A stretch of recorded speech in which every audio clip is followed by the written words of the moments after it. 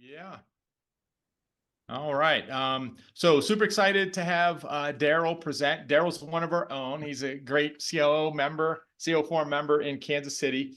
So very excited to have Darrell showcase. So it's kind of interesting. Before everyone jumped on board, we were kind of talking as if Darrell was a presenter and preparing Darrell for the group. It's like, hey, we don't like a lot of selling, all this. Oh no, I get it. It's like, well, wait a second. Of course you get it. You're a member. But which speaks to that is I would encourage all of our members to think about, what workshops might you want to present to the group. Darrell approached us and we said, sure, we'd love to have you on. So if you've got some ideas and you want to showcase either your talents or your company's talents, just reach out to Fiona or myself or Josh too. He's always out there connecting, and we'd love to get you on the schedule. So. And with that, I'm going to plug something. We probably could have used Darrell's help for this a while back, but it was such a short fused item. But we are holding our very first conference in the history of the COO Forum. COO Forum Conference 2024. After 20 years, we're finally pulling the trigger.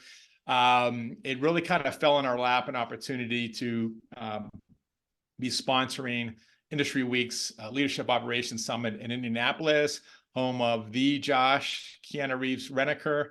And we said, let's give it a shot. So on a very short fuse, we're pulling off our very first conference. We have members signing up already, which is great to see. And so I would encourage all of you to give it a consideration. You should have emails. It should be in a newsletter, all that kind of thing. But it's June 26th. That's a Wednesday. So we've got a full day plan plus a social event afterwards. We're still piecing together everything, but we're going to have some workshops. There's going to be food. There's going to be fun. And you're going to get a chance to meet all of these wonderful members from across the COO Forum. And I'll be there as well. So that doesn't make it any more special, but I'm looking forward to it. So if you can, please give it a consideration. It's kind of the early part of summer. So before you get too engaged in all of the fun activity stuff, come out to Indianapolis. We'd love to see you. So with that, I'm just going to do a very brief introduction of Darrell, which I kind of already did, but he's the maestro at Show Imaging. He's had a career of 30 years of just putting on performances, live concerts. Were you like a performer back in high school? Was it always? Well, a little bit, but always really behind the scenes, actually. Well, so 30, actually coming up on 35 years of behind the scenes. So. Wow. Well, with that, Darrell, take it away. Sure. All right. Let's share my screen and do all that fun stuff so that I can get us kicked off. So I'm really excited to talk about this because 35 years in, I still love it. It's still, it brings a smile to my face whenever we start to talk about live events or work in the live event space. And so today we're just going to dive into this passion of mine. And really the genesis of this session came from realizing a lot of you attend events or involved in events, pay for events, and really wanting to look to ways to have you enter into that process a little differently or think about that process a little differently. And so really before we start, I want to do two things. One, I want to introduce Amy Murray is on the call with us today. She works with me over at Show Imaging. And she's going to be helping us sort of monitor the chat a little bit. And if you guys have questions for later or things like that, she'll help kind of keep some of that organized for me. Amy's a veteran executive producer. She's worked all over the globe, producing some very large and impressive events, and is also a good friend along the way. So the first thing I want to do is kind of get you into the right mindset today. And the mindset is, I want you to be thinking about your own experiences as I talk about this and try to make sure that you are kind of trying to fit this back in. Live events, a huge breadth of things. It could cover anything from a concert to a trade show to a meeting. And so I just want to start with opening up your chat. And I'm going to make you use your chat quite a bit today, but I just want to start with, what was a particularly memorable event for you in your life? It doesn't have to be business related. It could be the first concert you ever attended. But I want something that resonated with you past the hour or two that you spent in that space. So what something was particularly memorable in the live event space for you? Somebody's going to be brave. I have faith in this group. Tony Robbins. Nice. Kiss, Cleveland. Awesome. So for those of you who are trying to think of something, or maybe there's not one that stands out, let's ask this in a different way. Have you ever been to an event that didn't work for you, that was memorable for the wrong reasons? Was there something that was, and you can do it generic if you don't want to out somebody specifically, but was there an event that, yeah, tech conferences? What we're going to try to talk about today is what is the difference between those memorable events and those events that weren't so memorable? Yeah, Tony Robbins gets 2 votes. Interesting. Love that. So we're going to chat a little bit more about trying to have those positive experiences like a couple of you had at Tony Robbins. And we're going to try and avoid some of those negative experiences like the boring tech conference. So let's get into this a little bit. Little bit about me, and we started talking about this a little bit, but I've been doing this for a long time, and mainly what I've been involved in is something called technical direction. And technical direction is really the process of interfacing with design teams, people who are creating content for events, developing events, and figuring out how to implement that. So really entering that interface between art and science, design and engineering. I'm currently the COO of Show Imaging. We're a national events partner in the production world. We do both hard technology, audio, video, lighting, things like that. But we also work on content creation, program development, stage management, things like that. I won't talk about Show Imaging in a lot today, but I will just point out one thing, which is that the images that you're going to see in the deck that I'm using all come up from events that we worked on or were a part of. So the other thing I still do is I try to stay a little bit relevant. So this is not all just the past for me. I do try to keep doing an event or 2 every year to remind myself how to do this stuff. And the last one was pretty fun. I was the festival stage manager for Eric Clapton's Crossroads Guitar Festival. We got to put 36 bands on stage in 2 days at the Staples Center. And coming up here in July, I'll be returning for my 8th year as the technical producer for Hall H at San Diego's Comic-Con. And that is a really fun one where we get to work alongside the Hollywood studios and sort of entertain the masses in what I like to call the high temple of nerd culture. And it's quite a bit of fun every year. So from there, that's enough about me. Let's kind of talk about what we're going to get into today. So we're going to kind of go through the life cycle. We're going to talk a little bit about the framework that we need to create before we plan an event. We're going to talk about leveling up that plan, and then we're going to continue to optimize that plan, take a little quick peek at measuring our success, and then I'll wrap some things up for you. But the thing I do know is I do know that some of you have short attention spans. And so given that, I like to sort of give away the secrets before we start. So here's your screenshot moment. If you just want the too long didn't read version of the presentation, here it is right here. And so you can go ahead and just screenshot that and ignore me for the rest of the time, or you can stick around and kind of figure out how we're going to do this, okay? So that's what we're really going to talk about, is how we do this. All right. So before we start, I'm just going to move one thing in my way. Before we start, the most important thing that I want everybody to keep in mind is that your event's impact is going to be dictated in the planning phase. By the time we get on site, we've already crested the top of the roller coaster and we're just hanging on for the ride at that point. And so we really want to make sure that we're getting this right up front before we get there. And when we start to think about planning, we have to think about what we're trying to do. And that can be less obvious in some places than others. Concerts are super easy. How much can we get for tickets? How little can we spend? That's our profit margin. Yay, we have a measure for success, right? In many other events, we don't necessarily have a direct profit motive or a direct commercial interest. And so we have to think about these a little differently. We think about the reach of the event, or what are our potential revenue from the event in terms of sales after the fact. We also need to think a little bit about our impact on those audiences. And we really need to start from a place of understanding our goals. And so when we get into that, the biggest thing to understand is that word impact. Why do we do anything live? What's the purpose of a live event? The purpose is to make a change in the room itself, right? We want to impact an audience in real time. And I don't just mean in a corporate presentation setting. If you have somebody walk into a trade show booth, you want to have them leave with a more favorable impression of you.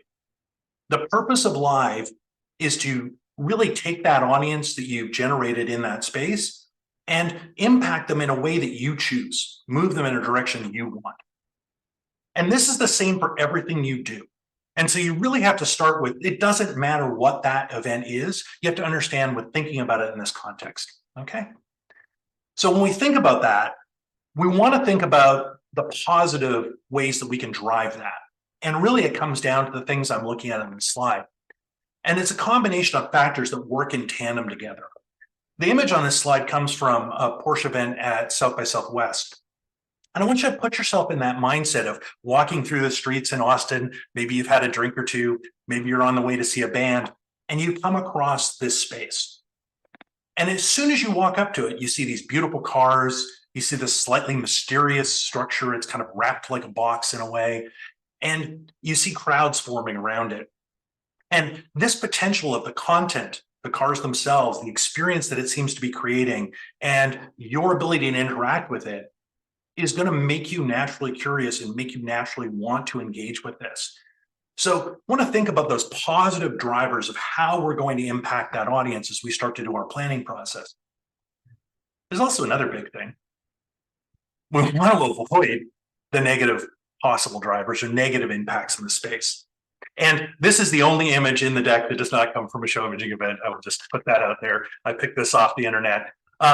For all of you who like the eye test slide, as I like to call them. So what has the opposite effects? Things that are boring, things that are generic, and things that just sort of check all the wrong boxes. They just feel wrong. And so we're trying to avoid this, right? So at the end of the day, what that means is that we have one mission, right? And our mission never changes. Like that goal, the mission is the same for every event that you're ever going to do, right? We want to impact that audience, and we're going to do that by understanding them and then optimizing every aspect of that event for them. And having that laser focus on your audience is going to help you throughout this whole process. And really, that's where you need to start. You need to figure out who you're talking to. And then you need to figure out what you're going to tell them. When we talk about knowing the audience, we have to look at that from all sorts of different lenses. Who are these people? Are they employees? Are they clients? Are they the general public, right? Are they diverse or are they more homogeneous? If they're diverse, how do we make sure that we're speaking to the diversity that exists within that audiences? What are the demographics? Are they tech savvy? Are they jaded? Are they hipsters? Are they not? What are the commonalities that you might consider? One really good example is when you're talking to salespeople. Salespeople on average tend to be outgoing. They tend to be pretty competitive. When you talk to researchers, not so much. So you really have to understand that audience that you're working with to make sure that everything you do is going to suit them. So once we get into this space, this is the part that will probably feel the most familiar to you, is we have to define what success looks like. And it seems so obvious, but I've watched people do this all the time. They don't know what they're doing, why they're in the room. Why are we here? What are we doing this for? And so we need to make sure we understand both the audience and what we're trying to achieve with them. And this is going to look very familiar for most of you, any of you who are OKR fans or KPI fans in your organizational life. Like, this is second nature, right? You need to think about events the way you think about organizational change. Because at the end of the day, that's what you're doing. You're creating a mini organization in that room and you're trying to change it. So you wouldn't go into that kind of environment without a plan in your own organization, and you shouldn't in this either. So this is the process of defining what your mission is, how you're going to judge your success. And that critical framework is what we need to have before we even begin, right? And so if we just make this real for a moment, let's just look at a quick example. A lot of you might have been involved in national sales meetings over the years, very common event a lot of corporations have. And, at the end of the day, why are we having a national sales meeting? Well, this example is an example where maybe the company had a down year the previous year. Maybe morale was poor. Maybe there were obstacles in the path. And so really in this space, we're going to define our overall goal as increasing that team's motivation and satisfaction with the process. And we're going to do it by telling the truth. And we're going to do it by addressing the key issues for that audience head on. And so this is an example about how you take that goal of audience impact, that specific mission around how you want to impact them, and turn that into something that you can then start to plan your entire event around. Does this sort of make sense so far? Nods? Awesome. Now, I want to encourage all of you to think about your event like a movie, all right? Your movie could be made up of many different scenes, but every single scene has a place within it to create that story. And so what story are you trying to tell? What is the movie you're trying to make? At the end of the day, we all know humans have been telling stories around the campfire for thousands of years. And so we want to tap into that.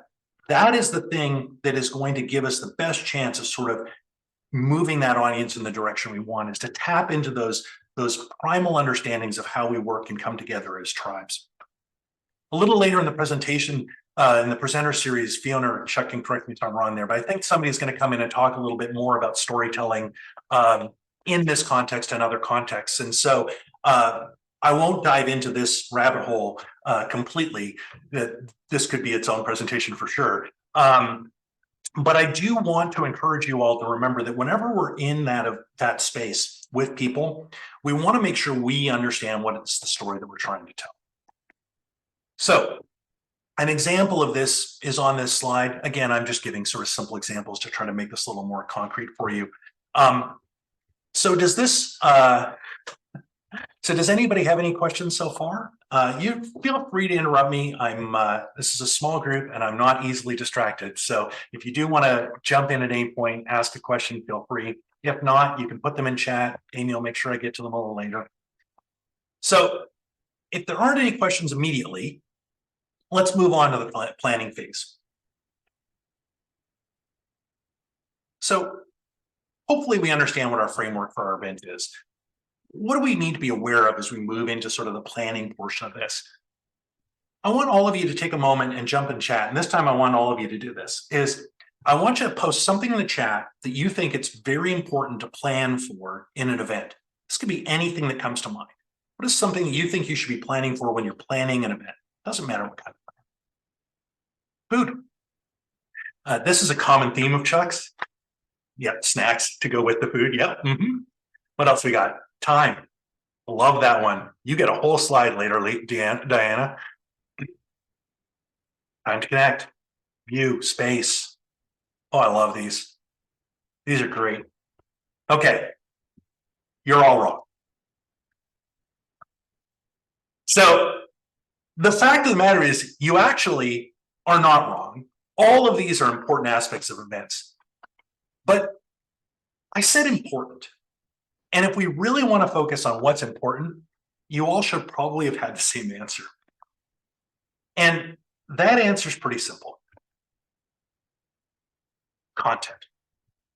At the end of the day, everything else that I say is somewhat irrelevant in comparison. Content is the thing that will determine whether your event is successful or not. Without meaningful content, you will fail 100% of the time. I promise you this. And not all events have content in an overt way. And what I'll tell you is even that social networking event that Josh is looking for, other people are looking for, that also has content to it. For example, if your most popular staff are not at the networking event, what does that say about your company? If your most popular event staff are at the networking event and they only talk to the clients they already have, what does that mean about your company? So you can take something as simple as a cocktail party. And at the end of the day, you can have good content in a cocktail party and bad content in a cocktail party. So that content is going to drive the success. And Jill, you are 100% right. The speaker is important too. So I want quick show of hands. Any TED Talk fans here? Anybody like TED Talks? Yeah, I think we all like TED Talks. So great content is also a lot more than just a great idea. And TED is a really good model for understanding this. As we talk about this, I want you to think about your favorite TED Talk. And I encourage all of you to learn a little bit more about the TED process. There's a lot of stuff online that they have around if you wanted to do a TED Talk, how does it go? How do they go about it? And one of the things you're going to learn as you go into it is the TED Talk process is as much about editing and rehearsing as it is about the idea. Sure, at the kernel of every TED Talk is somebody who's passionate about something, right? But at the end of the day, what really makes it a TED Talk is how well they present it. So Jill was very prescient in her comment because at the end of the day, it is the combination of those two things that's really going to be what's important. And so when we just staying on the content itself for just a moment, these are the things that really speak to whether content works or not. Let's break down these three things a little bit and talk a little more about them. The first thing that differentiates great content is really that it's specific. And you have to think about this in the context of the current world we live in, right? Content is absolutely ubiquitous, and people have access to so much content that they can access anything that they're interested in immediately. I want you to think back, those of us, especially who are a little older, have a few more gray hairs. I want you to think about back to when you were a kid and you were really passionate about something.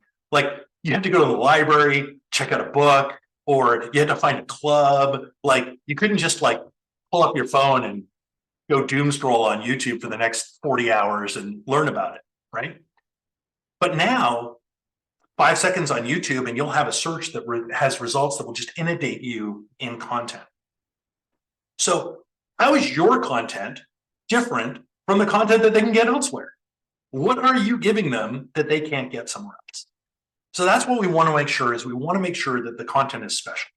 And we make it special by being specific. It also has to be relevant.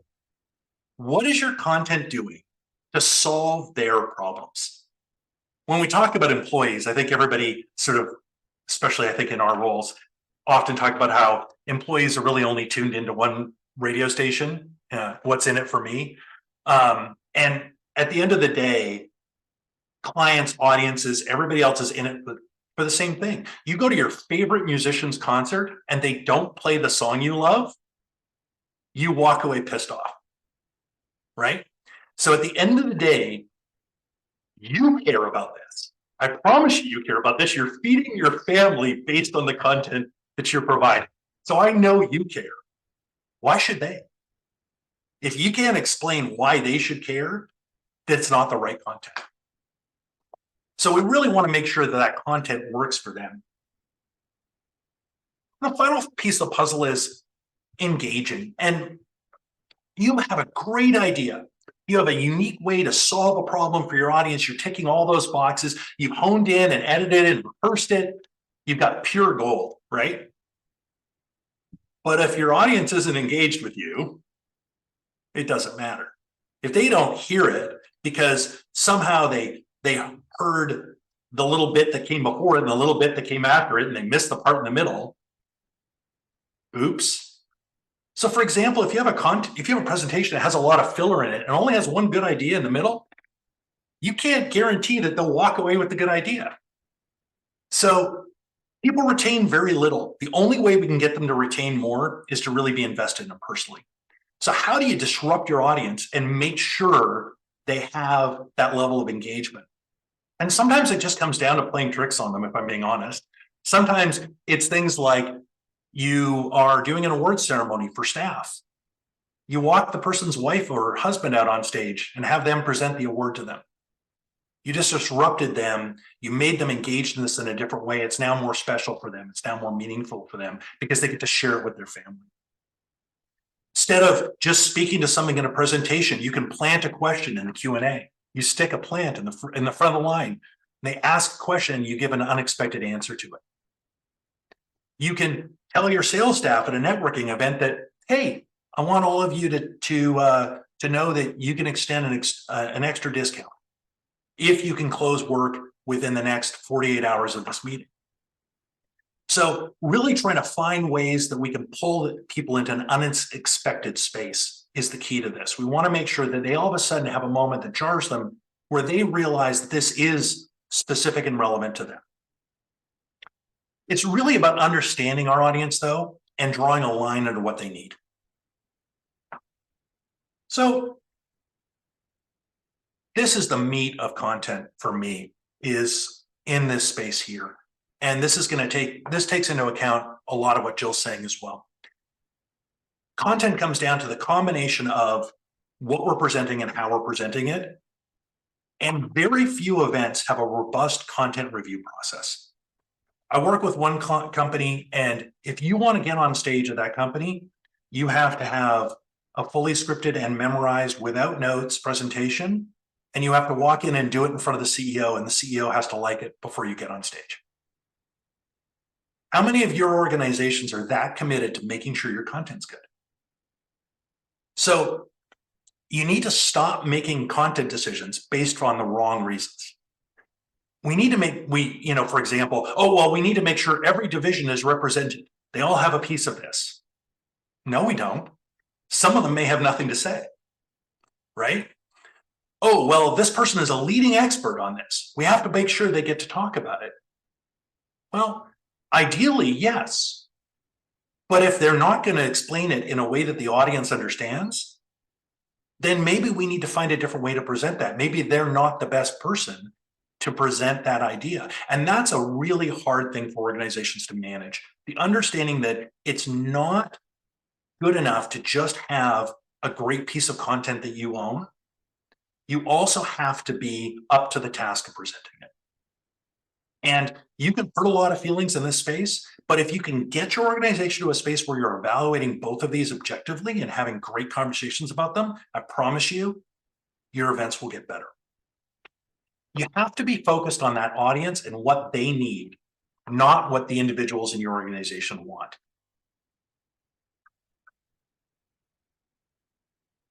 On this slide are just a bunch of little things that I often coach people on, not having too many words on slides, things like that.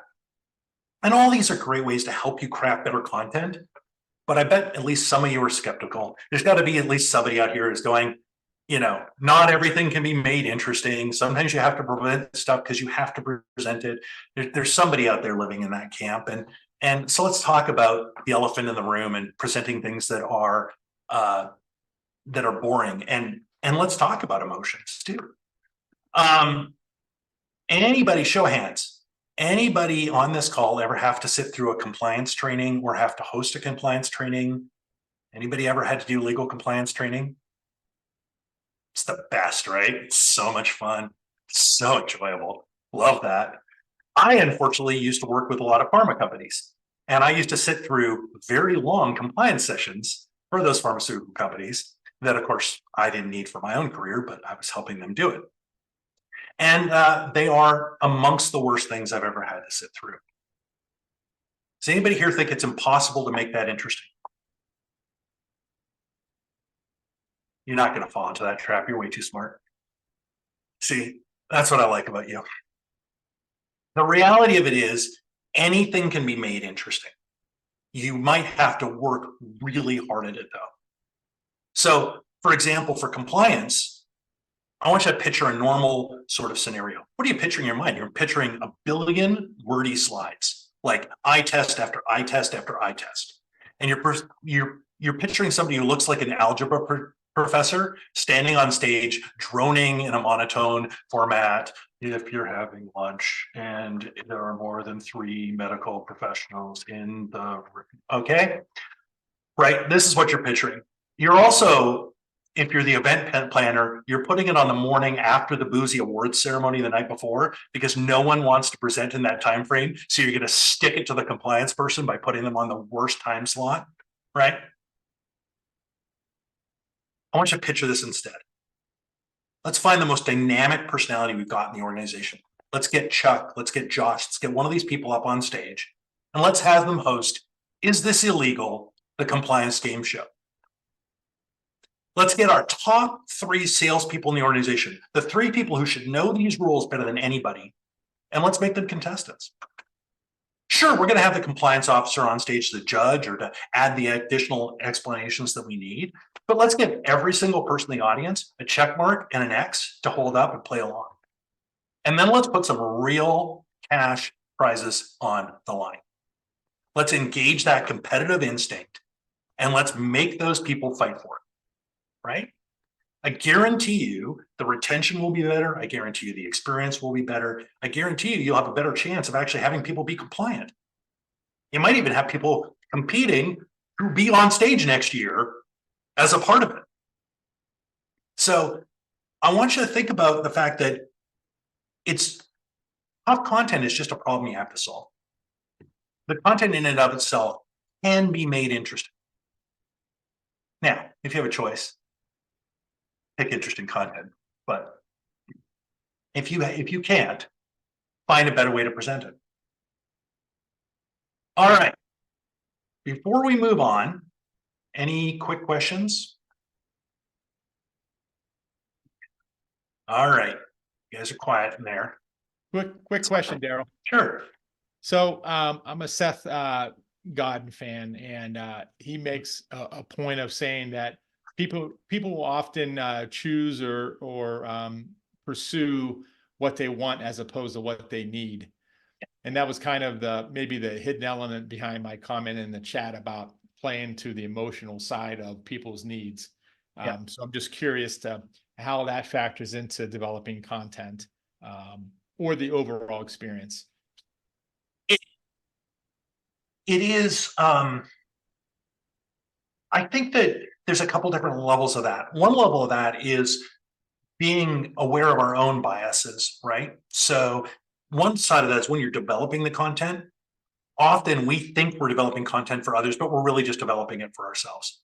And so often our own attachment to it is also a problem. So maybe it took us years and years and years to come up with something. We're super attached to it. But for most of our audience, it's something that's of limited use or importance to them. So we feel like it's really important, but they don't. And so really trying to find yourself on the right side of these equations. Passion and emotion are great motivators for convincing people. But at the end of the day, it still has to meet that need. And so I think it's like trying to find that balance between the two. You want to put on people on stage who are super excited about what they do, right? But only if it's actually met with the same level of excitement on the other side. So I think it's really trying to find a balance in the spaces. Time allocated. Love that comment, Holly. So one of the things I said in the previous slide on the list is more speakers, less time each. The best presentations I see these days, Apple did this really well in the early days. They've gone away from it a little bit, but the early worldwide developers conferences were absolutely key on this one. They would hit the stage 5 minutes, 5 minutes, 5 minutes, 5 minutes, bang, bang, bang, new product, new product, new product, new feature, and then culminate with the big reveal, big announce. That would be a longer 20-minute session or whatever. But really that level of focus on timing is key. Having said this, the most amazing content can be undone in a heartbeat. Because one thing that content can't overcome is human emotions, right? And so if you feel bad, it really doesn't matter what anybody else is saying. You're not listening at that point. You're not engaged. None of this matters anymore. And so that same focus that we have on content, we have to have on experience, right? And so I want to let this soak in for a moment, because this is the critical formula. At the end of the day, we have to make sure that the experience our audience is having is equivalent to the content that we're creating if we want to have the best possible outcomes. And so often this means a lot of things that people don't necessarily think matter a lot. And sometimes this can be looked at in a more positive sense. For example, the photo on this slide comes from an event we did with Lay's at Coachella. Now, product sampling is as old as time. So we can certainly go to Lay's. We can hand out potato chips, bags of potato chips to people because, as Chuck will attest, people love free food, right?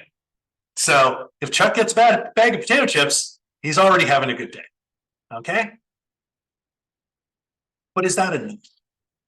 And so instead, Lay's looked at this a completely different way. And what they decided to do was create a complete themed exhibit that culminated in you being brought into a sampling room.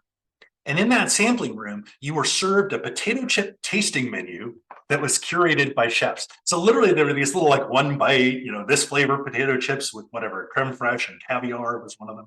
Anyhow,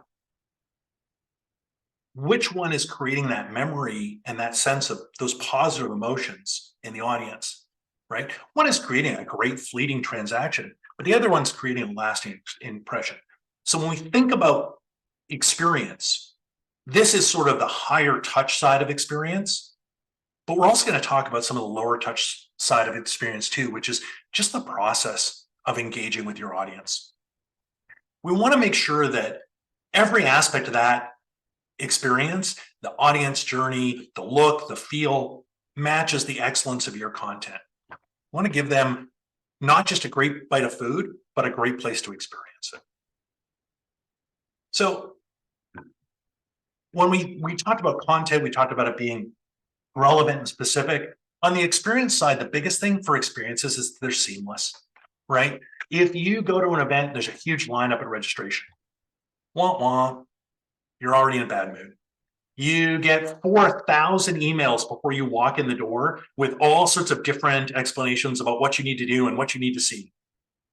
You go through a registration process online and it boots you out in the middle of it, and you have to go back in, and you have to go back in, right? We have to pay attention to all of these details because a single one of these things will trip up everything else we're doing. And we've invested so much time and effort into making that content amazing. The last thing we want to do is be undone because, for example, we have no ADA accessible seating in the general session, and somebody comes in with a wheelchair, right? And so we want to make sure we're paying attention to the smallest details and making sure that we meet and exceed the expectations every step of the way. Now, I want to be clear, this does not mean we need to be luxury or premium in every one of these spaces.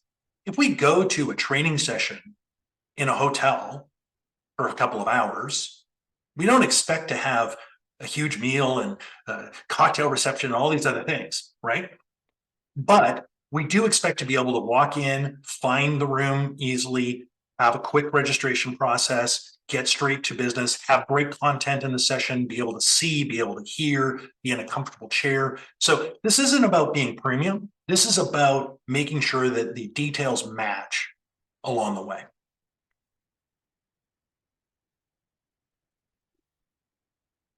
One size doesn't fit all. Certainly doesn't in t-shirts, certainly doesn't in life. And so take something like a trade show booth. A lot of you have attended trade shows, been involved. Some of you had to have trade show booths. So one of the things that you want to look at a trade show is, what is the experience if you never walk in the booth? So what is the general population experiencing if they just walk by your booth? What about the person who hates talking to people in booths and walks in and wanders around the booth but doesn't talk to anybody? What's their experience of it? What's the person who walks in and yells, "Who can tell me what's going on here?" Right? Every single person in that environment needs to have a positive experience of your brand in that environment.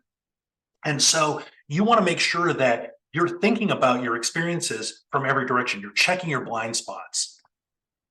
You want to make sure that that experience speaks to the people who are readers, to the people who are listeners, to the people who are talkers. How do you engage all these different types of groups? Each one of these things can be made to serve your goals, can be made to amplify your content, as long as you look at them and make intentional decisions in the space, or they can detract. So the other side of this is, as I spoke to earlier, you can really get tripped up by small things. And I used the example of somebody who was mobility impaired a few moments ago. One of my favorite examples is, what's the experience of being vegetarian at your event? Like, let's say you're having a company event and your company culture is, we care about people and we're people-centered and all those good things, right? And Tim, the vegetarian, has a paper plate with saran wrap over it and a sad salad inside it and his name, Tim, written on it. And it's on the corner of the beautiful hot meal spread for everyone else. Right? So sad salads. How do we make sure that we are, again, checking those margins? Because when we get those things wrong, often they have an outsized impact. Tim has a bad experience at lunch. Tim sits at a table with 10 other people in the afternoon and bitches about how the company doesn't care about him. So we want to make sure that we are addressing these needs, and because some of these are very important for people. And so whether that's ADA concerns, dietary restrictions, but also increasingly things like looking at neurodivergency in the event space.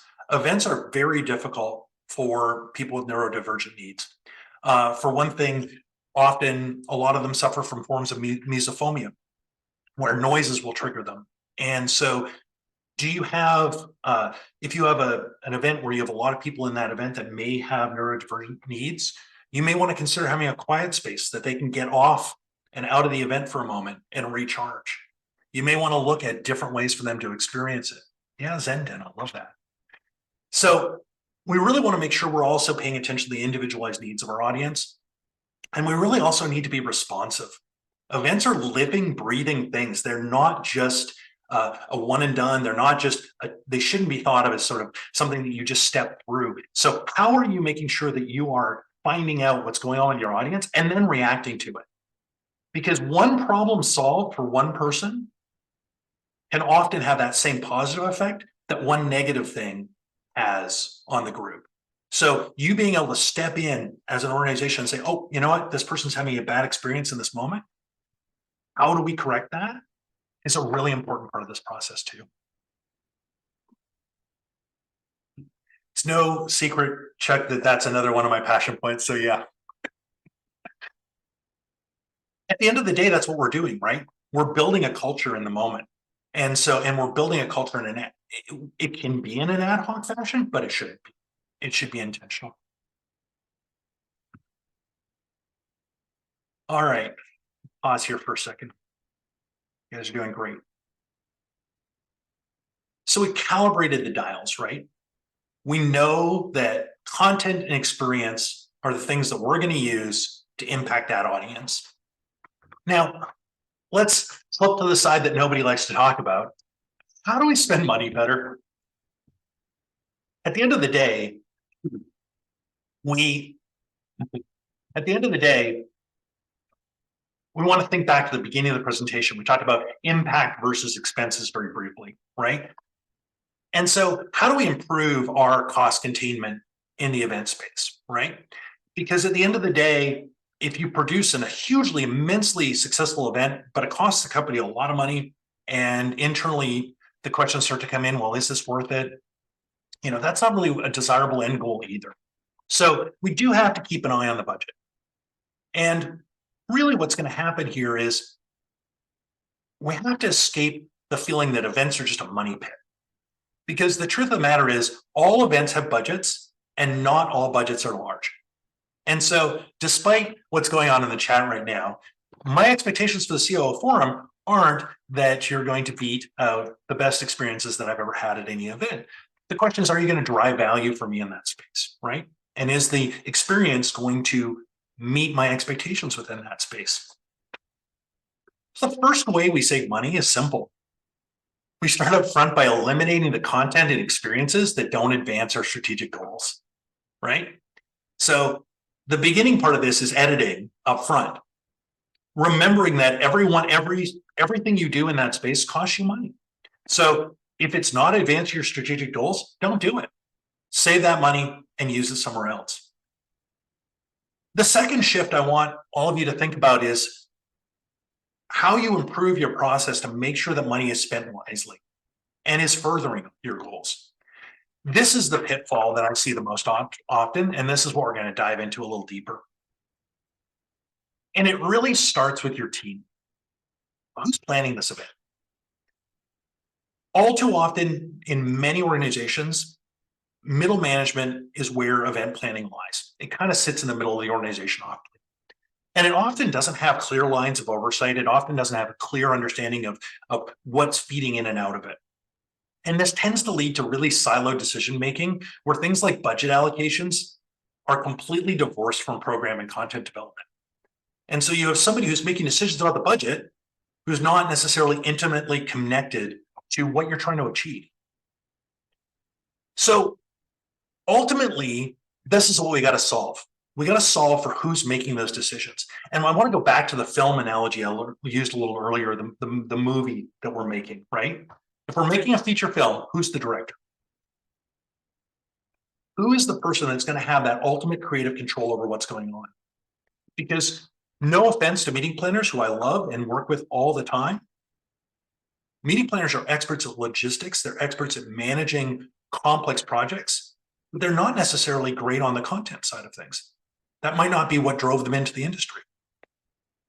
So we want to make sure that that person's able to manage the internal stakeholders. Often you have VPs, directors, senior vice presidents, C-level people who are walking into the space and saying, we need to do this. Well, who is arbiter in that space? Why are you expecting somebody at the bottom of the food chain to look at that person and say, no, you can't have that time. No, you can't have 45 minutes. You only get 5. Who understands your audience? Is the person making the decisions ever met them? Spent time with them? Right? So we're trying to impact an audience. We need our decision makers connected to the audience. And so when we push that decision making too far down the organization, inevitably we get decisions that are good for individuals, not for the company. And one of the examples I'll give of that is really simple. Let's say you have a COO who's a big foodie, and it's funny that I'm using this example because we've been picking on Chuck and his food needs. So you're planning an event for Chuck, and Chuck is super motivated by food. We've learned this already. All right. So I'm the meeting planner. So what am I going to do? I'm going to spend extra money on food. Because if I do a great meal program, Chuck's going to be happy. And I work for Chuck, and therefore I will get a promotion or a raise because Chuck's happy. What did I not talk about? The audience, the goals, the content, right? Didn't talk about any of those things. That's how decisions are often made in this space. And so, for example, squeaky wheels get oiled. They get the grease. So the director of sales who's like, I have to do this thing. They get time on stage. Nobody's asking them, well, can you come back next week and present a 10-minute version of that so that we can assess whether, no, they're saying, no problems. You can have, right? So our messaging gets cloudy because the strategy is no longer instinctive. We start spending money in areas that we shouldn't, and we have the wrong focus. So we really need to hone in on who's making these decisions. And we have to understand that like in anything, if I was to say, oh, we're going to talk to a manufacturing expert. Well, what kind of manufacturing expert, right? We're going to talk to a live events expert. Well, what kind of live event? Like it's not the same thing. So we have to create teams that suit the type of events we do, as well as ensuring that we're have the right people making decisions. So if you do 1 million events a year, you're doing hundreds of events a year all over the country, they're smaller, they're more targeted, then you need meeting planners on your staff. Meeting planners are amazing at that. That's what they do, right? But if you have one large bespoke event where you're really trying to get a message across to your key consumer base, then you need to be working with somebody who's an expert in that. And so really looking at how you staff up, where you staff up, what you need to do in-house. And this sort of dovetails directly into the next thing, which is again, who are you partnering with? You have to understand that this is like a manufacturing process, right? You need to decide what you're designing in-house, building in-house, assembling in-house, and what you're outsourcing. And you need to make those two halves made up correctly. This is one jigsaw puzzle. So you can't have pieces of puzzle out of one puzzle over here and pieces of puzzle out of a different puzzle over there. They all need to come from the same puzzle. And so at the end of the day, you need to look at your own capabilities and determine what you can do well, and then figure out what you're going to look outside to. And creative is a really good example. Some companies have amazing in-house creative studios. Some also have amazing in-house creative studios that don't ever do anything that faces the outside world directly in a live setting. So you may need to partner with somebody who's an expert at that. Or you may not have creative at all. You need to partner with somebody who's an expert at that. Or you may be able to do all that in-house. All of these things are going to change the complexion of who you partner with, and your partners are all different and they're experts at different things. And so we want to make sure that we're finding out, how do they make their money? What are their core competencies? What are they just going to outsource? At the end of the day, is if we're going to try to be efficient with our money, we want to understand, we want people doing the things that they're amazing at. We want them to be just as amazing at what they do as you are at what you do. All right. We're moving right along. Okay. You've got the perfect decision-making team. And you've got a great process in place. What comes next?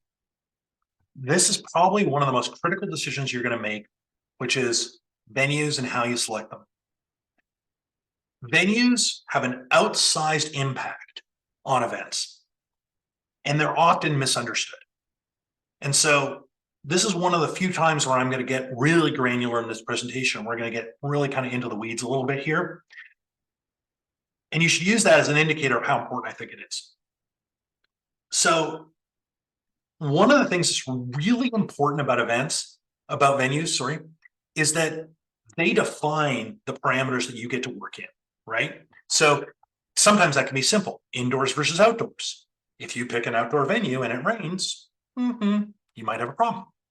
Pick an indoor venue, you won't have rain, but you won't have beautiful mountains in the background, right? So the venues actually start in very simple ways to define what's possible. Another thing that happens is they define your budget. So, for example, I have clients will say, well, we want to activate at Coachella. We want to do something at Coachella. Amazing. Coachella is a great venue. It has tons of audience. There's built-in audience. There's built-in reach. There's built-in social media going on. It's fantastic. It's also insanely expensive. And so if your budget will only cover the site fee and all you have left over is, enough money to hire 2 event staff and put them in a t-shirt and give them a bag of coupons to hang out, maybe that's not the right location for you, right? You go to that industry trade show and all you can afford is the 10 by 10 booth in the back of the hall with the 6-foot table and the pop-up sign. Is that the best way that you should be exhibiting your company? Or should you send 3 more or 4 more staff to the event and give them an entertainment budget and say, have at it, right? So venues are really going to define what is possible. And so you want to make sure that the venues you choose are fulfilling your needs, not restricting your options. And that can be a really, really tricky process, to be honest. The venue evaluation process, again, this is another thing that I could probably talk about for, I don't know, an hour. But venue selection comes down to this. Does the venue help me deliver the content I want and the experience that I need, right? We want to go all the way back to that outcome we're trying to create. And a key part of that is, what are the working conditions and the exclusivities in that space? Let me give you a really easy real-world example. So you're a premium brand, and you need to provide a premium experience throughout, because that's what's expected from that luxury market. But you're in a venue that has an ironclad exclusive caterer. The caterer is known to be mediocre and is not open to options. Is that going to deliver the experience that you need in that space, right? So before you select the venue, have you found out all of your exclusive vendors and have you met with them? Or if you're hiring a partner or producers to work on that for you, have you made sure they've done that? Because if you're forced to work with somebody, you better be sure that they're going to deliver the product that you need. And often these things are hidden in riders with the contracts, not to get, again, this is a little more granular than some of the other content, but it's important. You get an event contract or a venue contract. Often they'll say, for this, see the production rider, or for this, see the catering rider, or this, there'll be things hidden within there. And often they don't even supply those to you unless you ask for them. And sometimes the things that are in there are non-starters for your event. And I've watched a lot of clients get trapped into a situation they need. The other thing too is to really evaluate the total cost. One of the examples is hotels will give you a really low room rate, but they'll give you a really high food and beverage bill. So are you balancing all of the factors of that contract? One of the things I often say to people is, have you asked them how much a pot of coffee costs? Because I promise you, if you're running a corporate event, you're going to buy a lot of coffee. And so, looking at some of these things is really critical as you move forward. So the other thing to keep in mind is understanding a venue takes an immense amount of time. And I promise you, the first time you go in that venue, you will not get it right. You'll make mistakes. You'll put things in the wrong location. You'll not understand the flow of the building. You'll miss aspects of it along the way. You'll miss a part of the contract, which will end up costing you more money. No one gets it right the first time, 100%. So how are you valuing knowing the venue versus the benefit that changing venues gives you? Sure, your audience sometimes likes to change, your staff like to change, people like to change. But how do you value those two different propositions? And I think it's something that we undervalue. And I would say the most successful events I work on are events where the clients have limited themselves to either a track of a number of places that they work in or a single location that they become an expert at. Building houses. It's funny that you bring that up, Chuck, because I have an example in a moment here that talks about building houses. You'll know when it's your time. All right, our dear friend Warren Buffett, value. Let's try to find some ways to get value. Because often I think in the event space, we look at these numbers and we just roll our eyes. Oh my goodness, labor is this much, audio equipment is this much, or signage is this much, all these things, catering, it does feel very hard to find value in the space. And there are some huge traps. So we need to remember the first thing. This is still just sourcing. I watch companies who are amazing at buying in other aspects completely flounder in the event space. And it's because they forget sort of basic principles. They stop price checking things. They stop asking questions like, do I have to do it that way? Right? It's so bad that on my side of the industry, we use the phrase, where there's chaos, there's cash, which is an old saying. Well, we see it constantly. We see these chaotic, terrible purchasing patterns, and they just lead to vendors honestly making more money than they should. So I want you to distrust anyone who says it's just different. This works different. You wouldn't understand this isn't normal, because I promise you, we are still governed by the rules of business. We still have expenses. We still need income. We need a profit. All of these things still work the same for those of us who work in the live event space. It works the same for, quite frankly, it works the same for Beyonce when she has a concert tour. She still has to meet the needs of a normal business within that context. She still has staff, all those things. So distrust anybody who tries to tell you that it's different, because it's really not. So what are we trying to avoid? Trap number one, nothing is free. Everybody on this call knows this. You feel free to put up your hand if you don't, but I suspect that this is not anything new for any of you, right? Every single incentive in the industry is based on a sell price and has nothing to do with giving anything away. Nothing is given away in this industry. So we forget that. And we put too much value in certain things. So for example, back to that meeting planner who's trying to make Chuck happy, they're super excited about the comps or the upgrades in the hotel contract because they can put Chuck and the rest of the executive team in really nice rooms. So they're valuing that incentive. And they're taking a room rate that's $10 a night more because they're going to be able to do this nice thing for the executive team and no one's going to notice, but they're going to come out ahead, right? Or the classic example I give on the slide, which is, hey, you get free setups in the rooms. Well, but you're not changing your setup. So would it be better to just pay for it? Maybe. Another common thing is deflecting income from you to your guests. So for example, with that trade show environment, you're hosting a trade show. The general contractor will give you all of your furniture for free. We'll give you all sorts of things for free. They then just increase the charges to all of the people exhibiting, all of your vendors in that space, then pay more, right? So for some people, like associations, they have to do that. They don't have the internal budgets, or they would just have to raise all their organizational fees in order to cover those things. So for them, it's not a bad strategy. I get my stuff for free. The people who really want to be here pay for it. It's all good. But you have to be aware that that's what's going on, because all too often you'll get pushback on the other end. Your hotel guests, you got a screaming deal on your internal room blocks, but they're based on the overall room blocks of the people buying through the portal too. So now they're all paying 25 bucks a head more because you're paying 50 bucks a head less, right? So you have to look a lot at where is that money coming from, because I promise you somebody's still getting paid. Markups are probably the most horrible thing in our industry. It's a big pet peeve of mine. And classic example is destination management companies who are fantastic at what they do and not to be picked on. But a really good example is they'll sell offsite activities. So they sell you a golf tournament. It's one phone call. It's literally one phone call for them. They're going to call the golf course that's attached to the property, and they're going to say, we have 50 people who who are going to have a tournament on the Tuesday of the event, and they get a price back. Golf tournament package.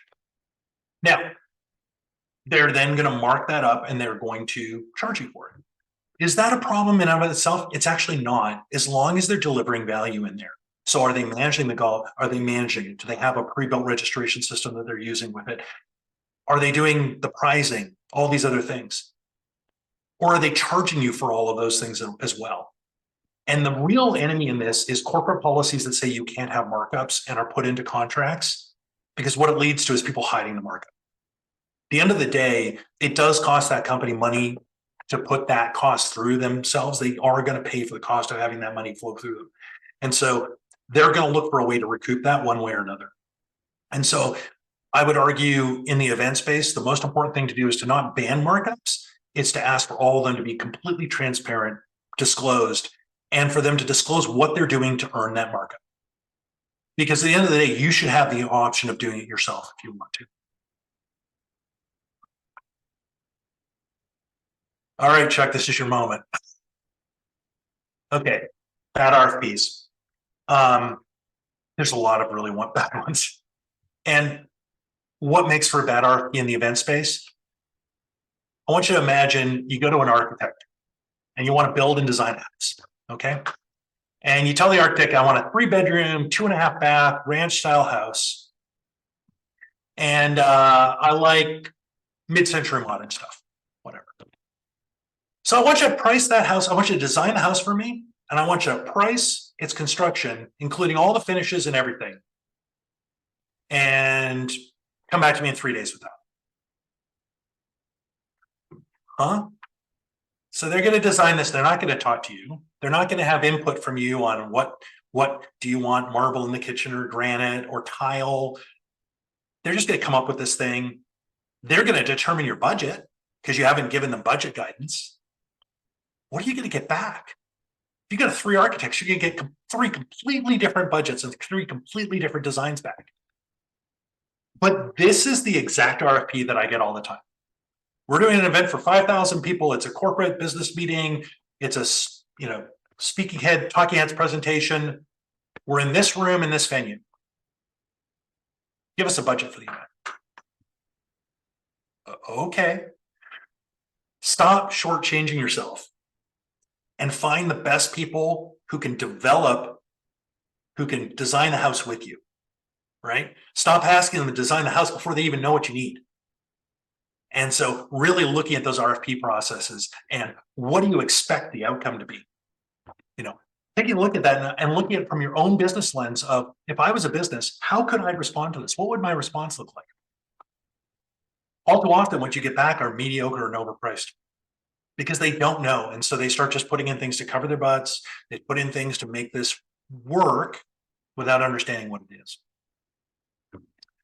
Which leads to my next trap. We have an industry full of mediocre solutions. And it's because we often don't go through the planning process effectively to really define what we really need. And so what we get is off-the-shelf solutions, and people love selling them. So hotels love to sell set menus. Oh, this is what we do on a 3-day conference, and it's great, and it's cost effective, and you'll save this much money. Great, but it's also the same food they crank out every single week, and the entire kitchen staff is doing it blindfolded on autopilot and not caring. So you can simply just walk into that same room and say, cool, can you give me an alternative menu that isn't any of this for the same price? And you'll already get a better result. Because the chef's going to have to walk in the morning and say, no, it's not Monday. We're not doing prime rib. This time we're doing this. Let's do this thing. So the industry is really filled with these sort of off-the-shelf solutions that sort of really are lowest common denominator and don't speak to your real needs. So spending more time to really communicate what you are trying to achieve, what are your key deliverables, is a really key part of this.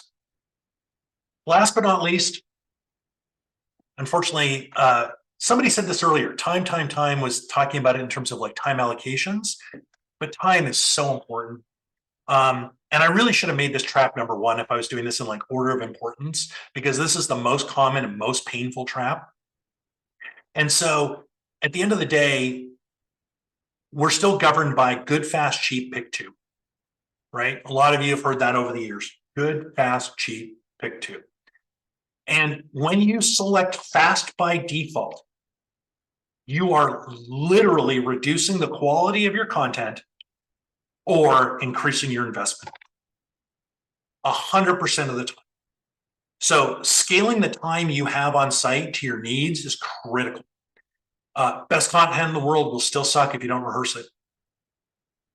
If you choose the holiday weekend, Sunday and Monday, to load your event in, and you're in a union venue and all of your labor starts at 2.5 times, that's on you. You made that decision, right?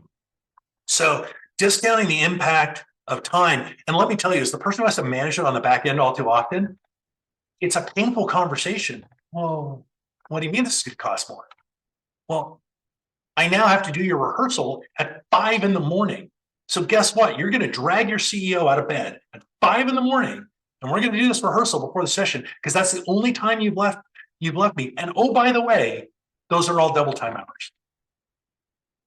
Congratulations. So, yeah. So really looking at time. All right, we're in the home stretch. I don't think I really need to explain sort of the importance of measurement to people who operate. So I've kept this incredibly simple. At the end of the day, I want you to distrust all made up measures. Anybody who has some sort of metric that they've designed for the event industry, anything that is a model that they have, they're all fake. I know, I created a lot of them over the years. There's only one thing we need to remember. What are we trying to do? Impact audiences. How do we know if we're successful? We ask them. At the end of the day, surveys are the only way we're going to get through this in this day and age. We don't have magic mind mapping technology for this. So we need to ask them. Hot tip, ask them in advance what they want. It's way easier to deliver what your audience needs if you ask them what they want in advance. So when you're creating that registration flow, those two questions, that question of like, what are you expecting to get out of this year's event, or, finding a way to qualify people in advance in any sort of way, are just gold. Make sure you're really paying attention to those things. And my last content slide is real-time intelligence. I spoke about this a little bit earlier when we were talking about experience, but you should have a SWAT team involved in your event. You should have people with dedicated roles to check in on audience members one-on-one, to go monitor lines, to go look at, you should, in the case of a consumer event, you should go walk through the experience as a consumer, go get in the line, go do the thing. You want to make sure that you're collecting as much real-time feedback, and then you need to have that Slack channel, Teams channel, group text, whatever it is, to make sure that your operators are getting that feedback. You have an event that has a ton of breakout rooms. Going in and, hey, you know what? Room 15 is really loud. I can hear it from room 14. You going in and getting, hey, room 15, I need you to turn down a little bit. You making those adjustments, you conducting that symphony is just going to make your event stronger. But it won't happen if you don't have that set up in advance. It can't be, oh, by the way, ad hoc. You need to have the communication channels in place, and you need to have the assigned rules in place. You also don't want 70,000 people doing the same thing. So if you're going to have somebody who's whatever, the volume police, because volume's been a problem in the past, cool, but let's have one volume police person, not 20. All right. At the beginning of this entire thing, I gave you the one slide version of the presentation. And so we're at the end, and I have the 2-slide version of the presentation, which I will not actually speak to. But at the end of this whole thing, Chuck's going to post this somewhere, make sure you guys have access to this. And so if you don't want to have to fly through the previous 48 slides, you can look at these two, and it should tell you everything that we talked about today. So embedded in this is a summary of what we sort of talked about. And I'm going to leave you, before I open this up to any questions or discussions we want to have, I'm going to leave you with one thought from yours truly. And that is that at the end of the day, I like to think of events like sandwiches. And the more you add to them, the more, generally speaking, you sort of get out of it. But just make sure you're not adding a lot of lettuce. Add delicious ingredients instead. All right. I have talked a lot. I have said a lot of words. I open this up to all of you. Does anybody want to even just share experiences that you've had? I am at your service. Less lettuce. All right, let's hear it from the group here. Who's had to plan an event before? How did it go? What did you learn? Who has an event coming up that you have to plan that you're like, uh-oh, I better redo some things? Are you feeling the pressure, Josh? No pressure. Josh is the event coordinator for the COO Forum. Easy. Let's not label now. Come on. What I heard is Josh is the key decision maker. Ooh. That's what I heard. Ooh. Absolutely. Although I think this is going to be disappointing for Chuck, because all of a sudden the food got a lot less priority. The net result of this is that we've decreased the food budget. I like lettuce. I'm curious how many people. I tell you honestly, Darrell, this was gold, because I was starting to draw all these corollaries just to business, like in building culture and like creating an environment that people want to be in, and making sure we have a good experience. I'm thinking that's how a company ought to like work on its culture. I just found that fascinating. Like this could be like a cult, like I could see a future workshop, Darrell, where you're doing for our members, where how to build your culture like an amazing show event. Yeah, right. So I'm curious. For me, I got a lot of inspiration. Early days I worked on Broadway, and I got a lot of inspiration early on from the process of putting together a theater show or musical. And there's a lot of it's a very regimented process. A lot of people don't realize, and that's something that I think people, again, one of the mistakes people make is to think about the event industry as this weird, unattainable, bizarre, creative process that only people who wear silk scarves and have pink monocles do. Like, people put this in this box, right? And it can be that at times. There are moments for that, right? But they're few and far between. In the middle of that, you take a theater show. Somebody does draw a really beautiful picture at some point. But then we go and spend, 200 hours in CAD doing detailed drawings and construction drawings and communicating with vendors and choosing paint samples and all those other things. So underneath this veneer of fun, wow, whatever, it's just process and working and doing business. And so I think that's one of the things I want to try to do is sort of demystify that part of it, because I think that the notion that it is something mystical gets in the way of the results. Yeah. No, I agree. If there aren't questions, we won't hold everyone over. I think you just have done an excellent job, Darrell, in presentation and content. And so those of you that can come back on camera, I'll give you every minute. So coming back on camera, we got Andrew, Holly, Greg, Amy, Jason. Can we get you back on camera? We're going to do something here. And then I promise, I think we're at the end. I think so. All right, come on. Let's go, people. Holly, Greg, let's get back on camera real quick. There, Jason. Thank you, Jason. All right, Greg, and new member, Greg. Welcome, Greg. Awesome to see you. How's things? Good, man. Yeah, awesome. Well, welcome. All right, so let's do this. Let's give, thank you, Kelvin. Let's do this. Let's give Darrell a big, warm round of applause. Thank you for that. It was great. For those of you that may have jumped on later, we're going to have a recap. Fiona, our wonderful, amazing member services director, will be sending out a recap. We are going to put this out on our YouTube channel. Yes, we have a YouTube channel. We're on Facebook too. You probably didn't even know that. We're on Instagram. We're like stars out there in the COO world. But anyways, there'll be a great recap. You'll get to see this presentation again. I think, Darrell, we can have access to your slide deck as well. Yep. Yeah. All right, super. And if you are planning an event, if we can keep it in the family, reach out to Darrell. He's one of our own Kansas City chapter COO member.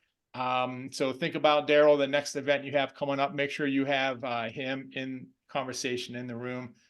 And don't forget about our very own event, June 26th in Indianapolis, Indiana, our very first COO Forum conference. Josh, Josh is spearheading it. Well, we can't put all the pressure on Josh. We got to make sure people are there. We're going to hopefully provide you with an amazing event. Great seeing you all. Check out your emails. We've got a great lineup of presenters in May. I won't go through all of them right now. We'll let everyone get a few minutes back of your time, but I hope to see you all soon. Reach out to Darrell, connect with him on LinkedIn. Everyone have a great rest of your week. Thanks, Darrell. Thank you. Appreciate the time. Bye. Take Thanks, care. Darrell. Take care. Thanks, Darrell.